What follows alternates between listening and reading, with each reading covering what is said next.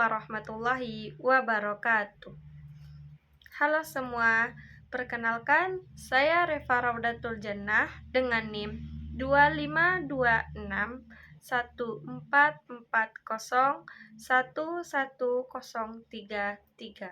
dari Prodi D3 Keperawatan Universitas Muhammad Natsir Yarsi Sumatera Barat.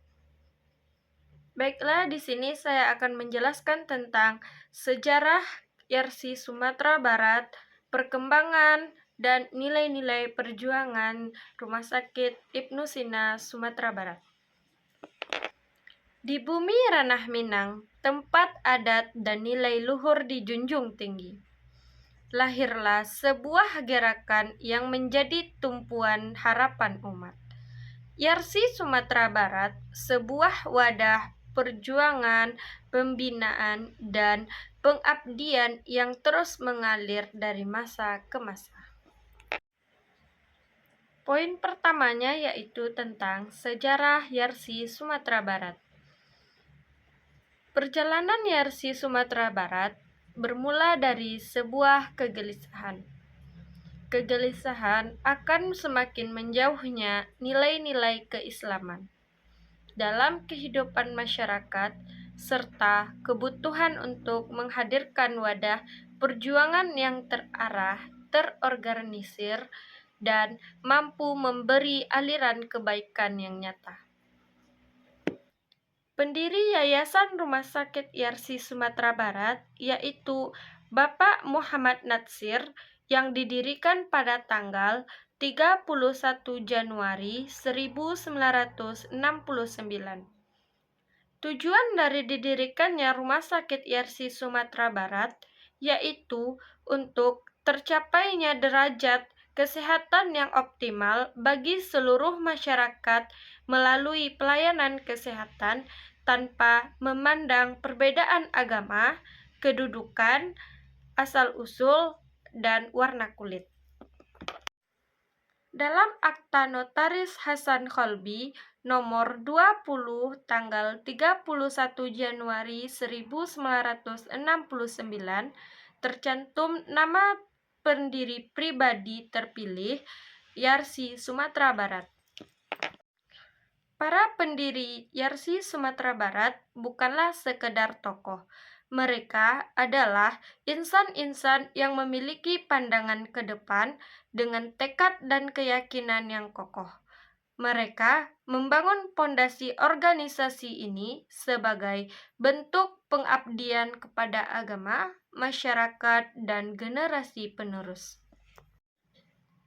Langkah awal yang sederhana itu kemudian tumbuh menjadi gerakan yang lebih besar. Dari pertemuan kecil, kajian-kajian awal, dan kegiatan pembinaan yang dilakukan secara terbatas, Yarsi Sumatera Barat perlahan membentangkan sayapnya, menjadi wadah yang mempersatukan semangat dakwah, kebersamaan, serta komitmen dalam membangun umat yang lebih berdaya.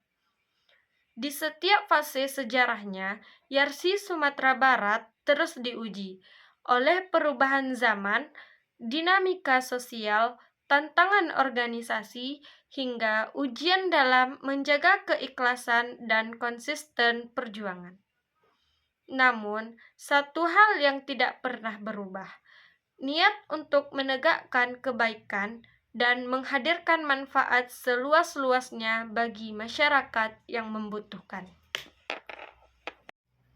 Poin yang kedua yaitu perkembangan Yarsi Sumatera Barat. Dengan berjalannya waktu, Yarsi Sumatera Barat berkembang menjadi organisasi yang semakin matang dan bertanggung jawab.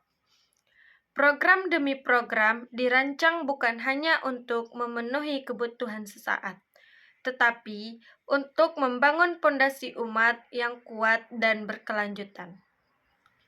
Bidang pendidikan dan dakwah menjadi salah satu fokus utama. Berbagai kajian, pelatihan, pembinaan yang dilakukan secara terstruktur untuk memperkuat akidah, karakter, dan wawasan keislaman masyarakat. Generasi muda diberi ruang untuk berkembang, belajar, dan berkontribusi dalam gerakan kebaikan. Di sisi lain, Yarsi juga terus mengembangkan program sosial dan kemasyarakatan. Bantuan bagi yang membutuhkan, pengabdian di tengah bencana, pelayanan masyarakat, dan bentuk kepedulian lainnya. Melalui kegiatan-kegiatan ini, Yarsi Sumatera Barat berupaya menjadi organisasi yang tidak hanya hadir dalam kata, tetapi dalam aksi nyata yang dirasakan langsung manfaatnya. Kerjasama dengan berbagai lembaga juga diperkuat. Sinergi dengan pemerintahan, lembaga kependidikan, ormas, dan komunitas-komunitas masyarakat menjadikan Yarsi Sumatera Barat sebuah gerakan yang terbuka, kolaboratif, dan adaptif terhadap perkembangan zaman.